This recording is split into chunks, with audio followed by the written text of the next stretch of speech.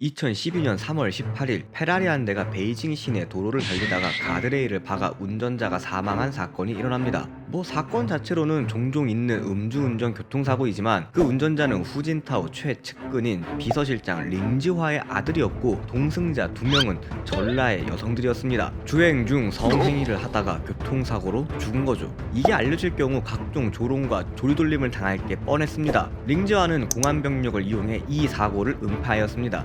고위 공무원들에게 뇌물을 주었고 치료를 받던 동승자 여성을 주사로 독살까지 하면서요. 하지만 이 소식은 장점인가 상하이방의 레이더망에 포착되었고 리커창이 주석 자리에 오르는 것이 싫었던 이들은 이 사건을 물어뜯기 시작합니다. 아니 비서실장의 월급이 얼마길래 아들이 페라리를 몰고 다니느냐, 그리고 여자 2명과 주행 중에 음란행위를 하는 게 상식적으로 말이 되느냐, 더군다나 뇌물과 공권력으로 사실을 은폐하려는 시도는 용납할 수 없다. 링지화에 대한 수사가 진행되자 링지화가 부정축제한 총 14조에 달하는 부동산과 각종 비자금의 재산이 드러났습니다. 상황이 급박해지자 후진타오는 링지화를 비서실장에서 내치며 링지화는 내 사람이 아니다 라고 공표했습니다. 그러나 보시라의 사건을 탈탈 털며 상하이방의 부정축제에 대해 공격하던 후진타오에게 이 스캔들은 치명적이었습니다. 후진타오의 입지는 급속도로 약해져갔죠. 결국 18차 당 회의에서 7명의 상무위원 중 공청단은 2명만 간신히 올랐고 리커창이 아닌 시진핑이 최고 지도자 자리에 오르며 공청단이 몰락하기 시작했습니다.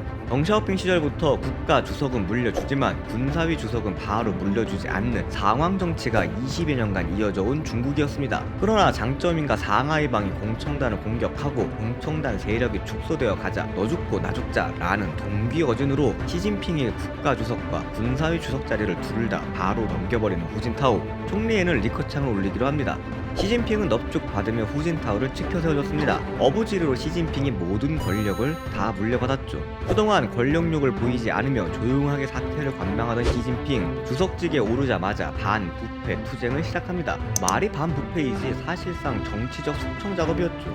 이 숙청 작업의 하이라이트는 저유융캉이었습니다. 장점인의 신고기자 검경을 통솔했던 저유융캉, 생긴 것도 무섭게 생겨 호랑이라 불리울 정도로 엄청난 권력을 지니고 있었죠. 시진핑은 저유융캉을 수사하기 위해 장점인에게 부탁을 하며 정치적 거래를 할 것인지 정면 대결을 할 것인지 대해 선택해야 했습니다. 그리고 시진핑의 선택은 정면 대결이었죠. 20여 년간 국가 주석과 상황 정치로 공산당과 인민군의 큰 세력을 가지고 있는 장점인 때문에 시진핑은 장점인이 자신을 납치, 암살할지도 모른다고 생각해 저유융캉과 상하이방의 입김이 강한 육군과 경찰이 아닌 공군 특수부대에 자신의 경호를 맡기며 자신에 대한 수비를 확실하였습니다.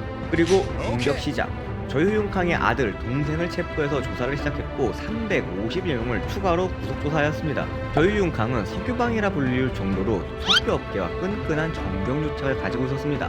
그리고 조사 결과 17조라는 엄청난 액수의 부정축제 비자금을 밝혀내며 저유융캉에게 무기징역을 선고합니다. 호랑이의 이빨을 다 뽑아버린 시진핑의 칼날은 이제 장점인을 향했죠. 장점인 가족과 친척에 관련된 모든 것을 털어댔습니다. 표적 수사였죠. 그리고 첫째 아들이 거액의 돈을 해외 비자금으로 빼돌린 것을 포착하죠. 천량이 보시라의 저유융캉까지 자신의 신복들이 다 숙청된 장점인은 궁지에 몰렸습니다. 결국 시진핑에게 전화를 걸어 너무 가혹하게 하지 말고 관대하게 선처를 부탁한다라고 말하죠.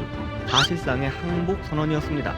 하지만 시진핑은 이 말에 대꾸도 하지 않고 전화를 끊어버렸습니다. 주석직에 오른 2년 만에 권력관계가 역전되었죠. 그리고 33개의 성급 행정부에 24명을 자신의 측근으로 앉히며 시진핑은 자신의 세력을 더 단단하게 만들었습니다. 이어서 공청단에 대한 숙청도 진행되었습니다.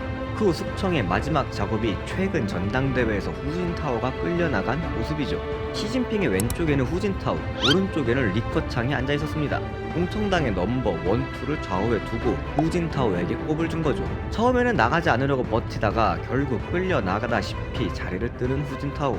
공청당 몰란의 상징적인 모습이었습니다. 나가면서 시진핑에게 뭐라 말을 건네는데 정확히 어떤 말을 했는지는 전해지지 않으나 아마 감히 네가 나를? 이런 말을 하지 않았을까요? 그리고 힘없이 앉아있는 리커창한테도 몇 마디 하고 쓸쓸히 끌려나갑니다. 장점인의 죽음으로 힘이 없는 상하이방, 후진타오가 끌려나갈 정도로 쪼그라든 공청단, 시진핑이 시황제가 되는 것에 걸림돌은 없었습니다. 시진핑의 권력욕은 어마어마하기에 아직까지 제대로 된 2인자도 언급되지 않습니다. 습가군이라는 자신의 세력으로 당을 장악한 시진핑, 푸틴처럼 장기 독재를 이어갈 심산인 것 같은데 어떻게 중국과 국제사회가 흘러갈지 관심을 두고 지켜봐야겠습니다. 이번에도 다 아시는 얘기 봐주셔서 감사합니다. 지식과 정보를 관찰하는 지식미어캣이었습니다.